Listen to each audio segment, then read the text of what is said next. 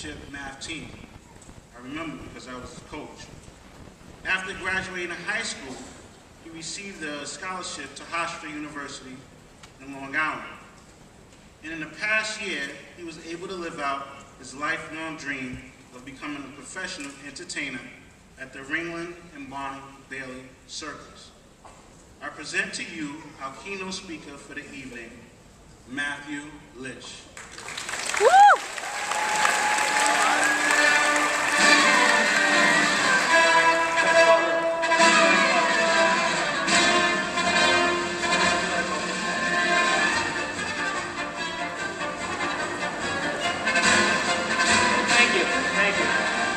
Thank you. Please sit down. Thank you. Thank you. Friends, Romans, countrymen, teachers, distinguished guests, undistinguished guests, family, friends, and the graduating class of 2017. Hello, my name is Matthew Lish, and I would just like to say congrats, guys. You did it!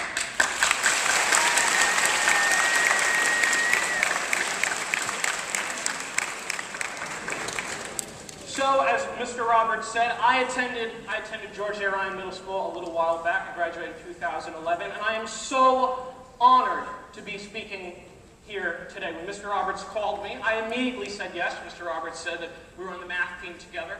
Wonderful experience. We did come in first place. I have so many fond memories of my time here at Ryan that helped shape me into the person I am today. I remember doing Earth Day. That was back when she was Miss Koenig. I remember doing the Earth Day Festival a few years in a row. I remember hosting the talent show a few times. I remember being in the library squad. I remember my first day of 6th grade. I turned on that sprinkler that's in the schoolyard, and I remember Mr. Vergoda ran over to me and was like, "What are you doing?" That was scary. I also remember I had wonderful conversations with Dr. Landau back when he was just Mr. Landau. Those were the dark days, right? We don't talk about them anymore. So bottom line, I am so humbled to be here, and it's so great to see so many familiar faces out in the audience today. Now, as your keynote speaker, it is my job. It is in the job description when you Google what a keynote speaker is. I'm sorry if you're videotaping this. I walk around a lot. If the job of a keynote speaker is to say something inspiring, something game-changing, to share an obstacle from your life. I'm basically supposed to be DJ Khaled. However, because I am someone who's studying mechanical engineering, math, and physics, if I were to go on for a little while about, calculus, I think we'd have about 2,500 people fast asleep. So we won't do that. Instead, we'll talk about something else which I know just a tiny bit about. We're going to talk about the circus. And the crowd goes mild. We're going to talk about the circus!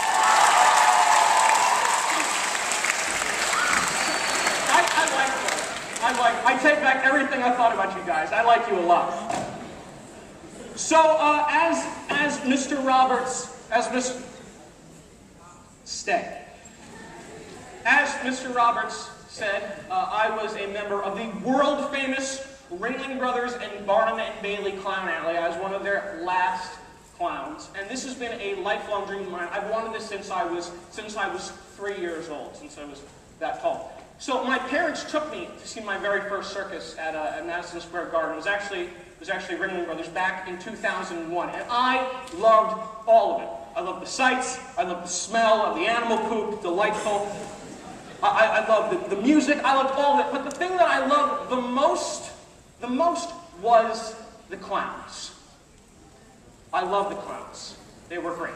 They were great. And from that day, back that March day in 2001, that single day changed my life, because that was the day I decided that one day I had to be a part of Ringling Brothers and Barnum and Bailey, the greatest show on earth. So I worked really hard at it. I took classes. I performed at every opportunity I possibly could. I made my way to Off-Broadway, performing original material there. Took as many chances to get in front of an audience as possible, because I knew if I wanted to reach this goal, it was going to take a lot of steps. I'd have to build up there eventually. So I took all those classes and I performed a lot, and that was the first building block in getting that goal. Now we're gonna jump in the future. Oh, I just realized you guys are down here looking at me. This straining on your necks? They're like, yes, we're like this. You guys, you can turn around a little more, it'll be easier for you. Good. We're just housekeeping, we're just taking care of this. So that was the first step. That was the first step. The second step jumps way, way, way into the future, actually last August, where through a series of very boring emails, I got an email from Ringling Brothers and Barnum Bailey Circus inviting me to come join the show. And I spoke to the deans at Hofstra University, the honors college where I attend, and the dean said, yes, go take time off, go live out your dream. And I sent back the contract within 10 minutes and signed. The second building block in getting that goal.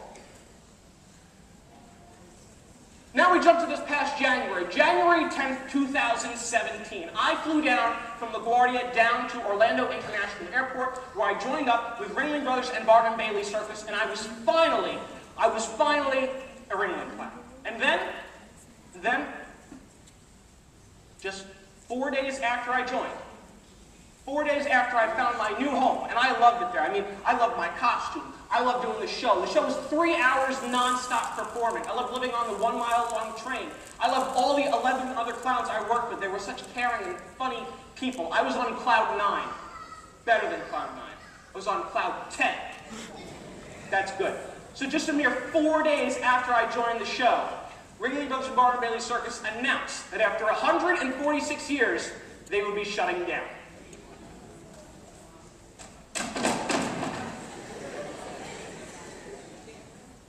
That meant that my original 15-month contract, where I was supposed to perform the show over 600 times around our great United States of America, was going to be condensed down to 4 months. And instead of over 600 shows, I'd have only 128 shows. Now, as soon as this happened, I was, of course, devastated, but I realized I had 2 different paths I could take for my time at the circus. I could either wallow in my sadness, knowing that my dream job was going to be over in just a few short months, or I could take the higher road, and I could take every opportunity I possibly could to live out my dream, to make the experience worthwhile, to take every opportunity I can. I ended up taking that higher road, and let me tell you, it was 100% worth it. I woke up pretty much every week at around 2:30 in the morning, 1 day a week, to go on television, talk to ABC, CBS, NBC, promoting the show for thousands of people, getting more experience, taking that opportunity. I created an original gag, which I got to perform during our all-access extreme pre-show for thousands of people in our center ring. Just me, by myself, in a whole arena, center ring. Another building block. I made sure that I talked to every single person I possibly could on the show. Everyone, from the acrobats, to the dancers, to the human cannon, to the ringmaster, to our animal caretakers, to the people who worked on the train, to the people who ran the lights, the sounds, and moved the props around, to the people who sold the cotton candy and the popcorn and the snow cones, which for some reason $17 when all it was ice. I didn't get it. But I made sure I talked to every single person, because I knew that the more people I talked to, the more expertise I would gain from them, and I would enhance my experience.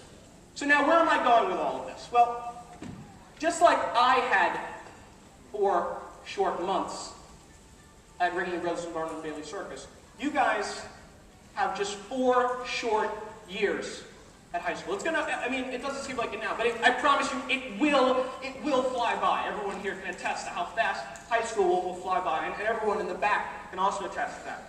So you have to make the most out of every single opportunity possible. When I finished doing the show on May 7th, after 128 performances, in the process, I took 896 falls, falling on my face on the floor, ran about 640 miles, and stepped in a lot of elephant poop. But I would not have changed a thing. I took every opportunity I possibly could, and I loved it. So, when you're in high school, join clubs, join extracurricular after-school activities to make the high school experience better. Do well in your classes. Your grades will actually get you farther than you think, even if it's more work now than will be in the long run. Listen to your teachers. Believe it or not, they do want to see you succeed, and they do know what's best for you. It gets more impressive as I thank you. Actually, listen to your teachers. They do know what they're talking about. And talk to them about stuff, not just the subjects you learn in school, like math and science and English and social studies, but talk to them about other stuff. They've gone out in the real world. Talk to them about life. There is so much more to life than just tests. There are also quizzes. But seriously, talk to your teachers. They've been out there. They know what's going to happen in the real world. They can give you advice about what to do in the future.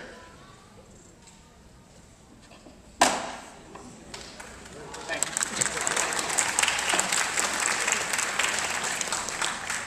You might have summer programs present themselves. You might have internships and other opportunities for you to work hard and gain real-life experience. Even if they're more work, you should do them.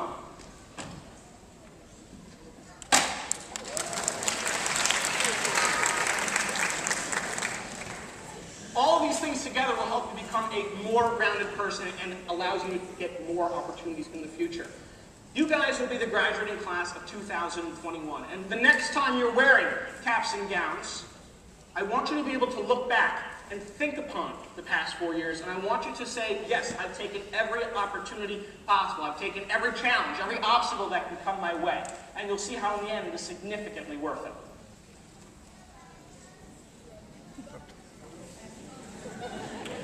This is called building tension.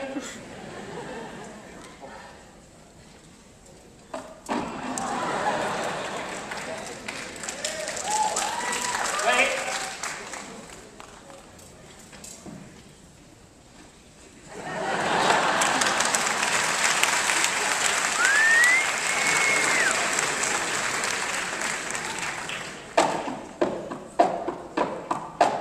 All of these things that you do in high school and throughout life, every obstacle you take, every challenge you take, everything you do to gain more experience, those are just building blocks.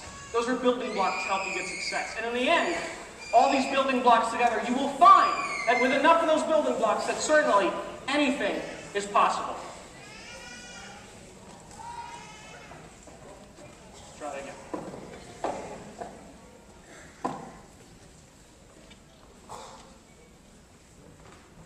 I learned this while working at Blockbuster.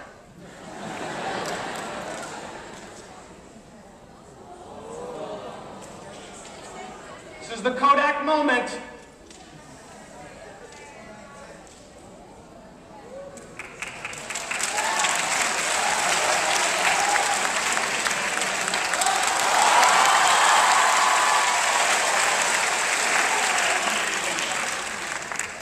Yeah!